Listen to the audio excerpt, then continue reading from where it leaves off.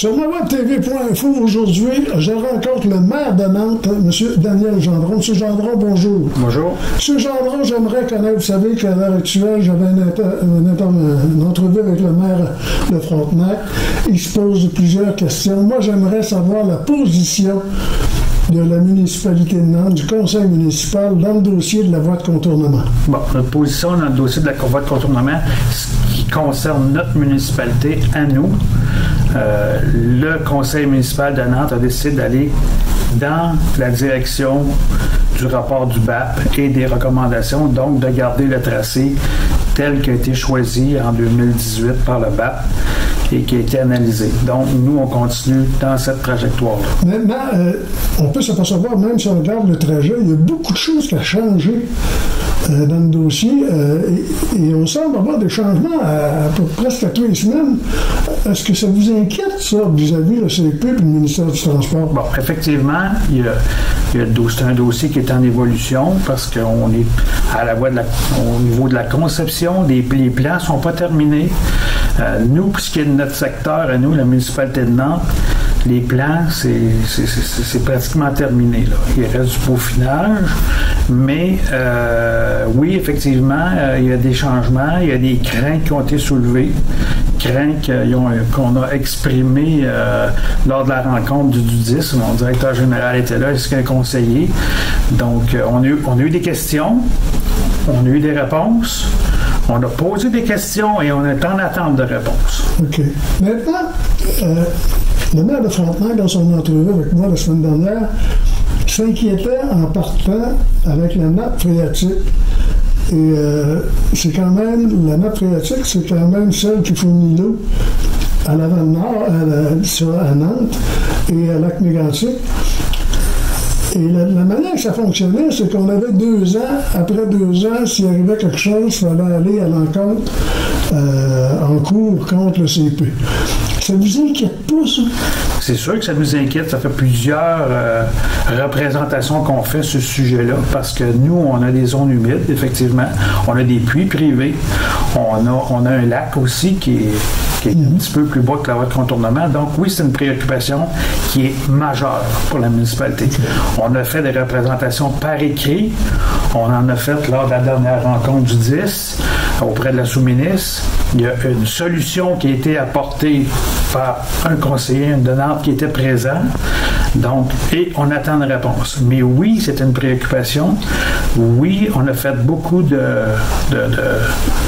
représentations face à ce sujet-là. Et encore ce matin, j'ai envoyé un courriel à Transport Canada signifiant nos inquiétudes, puis qu'on voulait avoir des réponses claires, nettes et précises. OK. La semaine dernière, il y a été 22 à venir vous rencontrer ici. Oui. Il y avait du monde du CP, du monde de Transport Canada aussi, que ces gens-là se déplacent jamais tout seuls.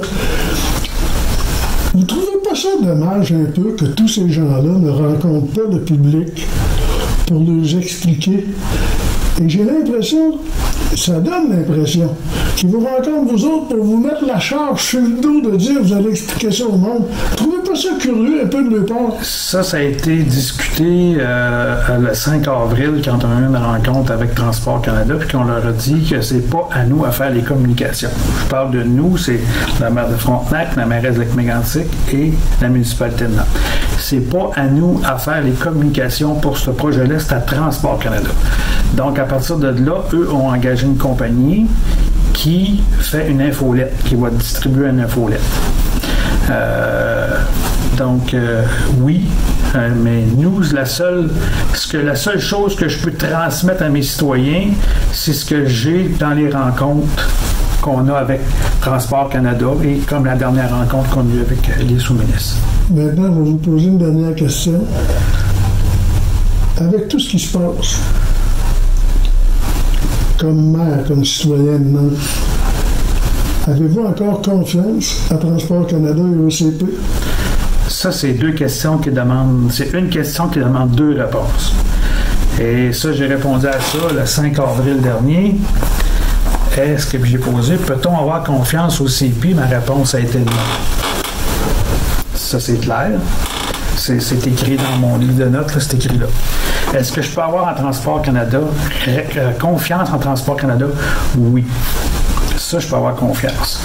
Maintenant, quand on pose des questions à savoir s'il va y avoir la possibilité d'avoir une deuxième voie sur le tracé ou une troisième voie, ou on n'est pas capable d'avoir une réponse de CP. La réponse qu'on a eue, c'est une lettre écrite. On peut pas rien dire. La seule réponse qu'ils nous disent, c'est on a déjà répondu à cette question-là. Donc là, on s'en remet à Transport Canada parce que, en passant, c'est des oui-dire. La possibilité qu'il y ait une deuxième voie ou qu'il y ait une troisième voie. Nous, les explications qu'on a eues par l'ingénieur en chef de CP lors de la rencontre du 10, il a très bien expliqué le dossier de Frontenac. Ça, je l'ai compris. Ça, c'est pas un problème. Mais ça regarde Frontenac. Moi, dans mon cas, à moi, les inquiétudes que j'ai, c'est la nappe phréatique, les puits, le lac orignal, si jamais il arrive quelque chose, le dédommagement de mes impactés directs, de mes indirectement impactés, et puis les demandes spécifiques qu'on a faites pour la municipalité. Monsieur le directeur général peut vous en parler parce qu'on a fait des demandes, nous, comme municipalité, face à ce projet. Ce qui veut dire que même si le maire de Frontenac et les gens de Frontenac décident de dire nous, on ne veut pas la voie, vous n'appuierez pas les gens. Mais c'est pas mon territoire. Je ne peux pas m'immiscer dans la gestion d'une autre municipalité. Ça appartient au conseil de Frontenac, puis ça, je respecte ça. C'est pas. Moi, je ne peux pas m'immiscer dans leur gestion. Si eux ont pris une décision, ils ont pris une décision maintenant. Nous, on sait depuis le 5 avril, parce que j'ai posé la question. Y aura-t-il une voie de contournement avec ou sans l'approbation des municipalités? Et la réponse a été oui. Puis ça date du 5 avril. La réponse officielle des hautes instances, après avoir posé la même question, parce que les questions, c'est moi qui les ai posées, sont là et les réponses sont en rouge. J'avais mon directeur général avec moi, j'avais un conseiller. Les questions ont été posées par le maire de Nantes. Et les réponses, ça a été oui, elle va se faire. Le tracé ne changera pas, puis la voie de contournement va se faire avec ou sans l'aval des municipalités. Si un citoyen ne veut pas vendre son terrain, c'est clair et net. À partir du 13 août, le dossier va être déposé sur la table du ministre et le ministre a 90 jours pour arriver à une entente ou à la fin exproprier le propriétaire. C'est clair, c'est net et ça a été très précis. Monsieur le maire, je vous remercie beaucoup. Merci.